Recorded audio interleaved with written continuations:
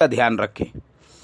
چوتھا سوال، مولانا میں نے خواب میں دیکھا کہ کہیں پر ایک بڑا خزانہ ہے ایک جگہ پر، تو خواب سے بیدار ہونے کے بعد میں اس مال کو تلاش کرنے کے لیے اس کی جستجو میں نکلا ہوں اور روزانہ دعائیں مانگ رہا ہوں۔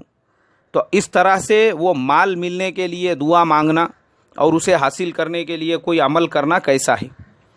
میرے بھائی، خواب میں مال نظر آنا یہ فتنے کی نشانی ہے، یہ لڑائی جھگڑوں کی نشانی ہے۔ اللہ تعالیٰ سے پناہ مانگ وہ مال کے ملنے سے بھی اور ایسے خواب دیکھنے سے بھی۔ توبہ استغفار کر تو پہلی فرصت کے اندر، اور وہ مال کی تلاش میں مت لگ۔